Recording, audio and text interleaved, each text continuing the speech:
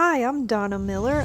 I'm going to show you how to make two different shaker cards for Halloween that are completely free with Cricut Access. If this is your first time to the channel, I hope that you enjoy the video and that you click and subscribe and hit that bell button so that you don't miss out on anything. So let's get started. You can find this haunted house image that is completely free in Cricut Access. So I cut this out in yellow and I'm just using an X-Acto knife and I'm cutting out the moon. I cut a second version of the image out in purple and I'm going to glue the yellow moon on top of the purple moon because I really wanted the moon to stand out and I didn't want to have a purple moon. I didn't feel like that fit very well. If you want this design, you can also find it on my blog. My blog is millercrafts.blogspot.com and I will have that in the description. So I'm going to fill out the other pieces to the back of base of my card, which is a black base card, and I wanted the windows to show through. So I'm just using my purple piece as a template so that I can glue down all of my pieces into the open areas.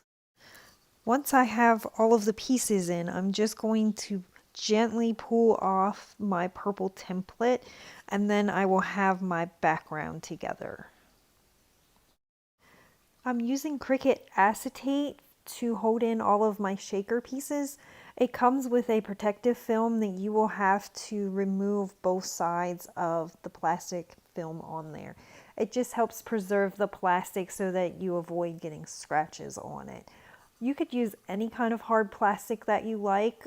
Another really good thing to use would be a transparency paper that teachers would use for overhead projectors. That would be something that would be very affordable to use.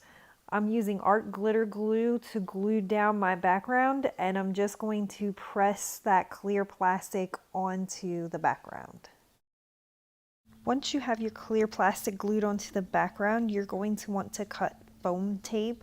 I made mine about 14 inches long and I cut that foam tape in half and then I cut that in half again so that I had a quarter because the outline of this circle was so skinny. You want to put your two halves together and then you're going to pull the tape off of both ends. Once you have the tape off of both ends and there's no tape left on there, you're going to go ahead and go around your circle. If you have both of the tape off of the ends, it will make turning around the circle very easy and you don't have to cut a lot of separate individual slices to get this to bend and curve. This is the easiest way to do shaker cards and I would highly recommend that you do it this way. Once you come together at the ends, then all you need to do is just get some scissors and clip that part and then you only have one seam on this whole thing. Then I'm going to use my EK Success powder tool and I'm just going around my foam tape to get rid of the sticky. You can remove any of the white powder using a Swiffer wipe or a paper towel. Now we're going to add in the inside of our shaker card. So I'm using this confetti that I found from the Dollar Tree. So I'm adding in bats and now I'm going to add in some ghosts. This is just confetti that people normally use as a table runner just to decorate a table with, but it works really great in cards also. Now I'm going to add in some tombstones. And I'm also going to add in some beads that are Halloween colored. When you're doing this, you want to make sure that you put everything in on the bottom of the card and not the part that has the acetate. This will make it be the easiest for you to line up the top and the bottom of your card together. Now we're going to start the second card. For this image, you can also get it for free off of Cricut Design Space, or you can find it on my blog, which is in the description below. So I'm just lining up the foam tape like I did in the first video, but on this one, I wanted to try and do something a little bit different. So I'm going to go ahead and use my powder tool on it before I put the foam tape around my shaker card, just to see if this helped prevented getting that powder on the acetate. And I felt like it did a pretty good job. I just need to make sure I put it on both sides of the foam tape, because it's very easy to forget which side was your non-sticky side and which one was the sticky side. So I had already glued the acetate onto my bat image, and now I'm just going around that with the foam tape, just like I did in the first card. Now, because this one was very thin on the black outline, I'm going to just go around and cut some of the foam tape off of the sides. I think the only other thing that you could do is either have black foam tape, or you could just color it with a Sharpie. So I'm using that same packet that I had before, and I'm going to go ahead and add some bats on here. And then I'm just going to go ahead and add some different Halloween colored beads in here, just to give it a little bit more dimension on the inside when you go to shake this. Since this one doesn't have much of a background, when you go to line up the front of the card with the back of the card, it's very easy to do. And then it shakes really well with the bats and everything in the inside. For the inside sentiment of our card, I'm using a stamp set that I got from Michaels. This is a Recollections stamp set. It has a lot of Halloween sayings, and I'm using the Have a Spooky Halloween. And I really enjoy using my Tim Holtz stamping platform, because as you can see, the K on the spooky isn't coming out very well. But with the Tim Holtz stamping platform, I can stamp in the exact same position as many times as I need to get a really good image.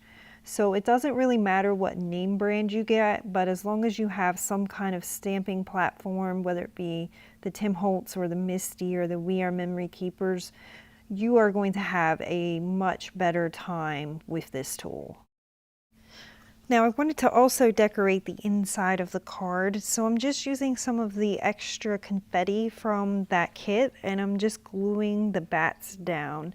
And I'm using this tool from Silhouette. It is called a Pick Me Up tool, and it's really nice for when you have things that are really small, that's really hard for you to grab with your fingers.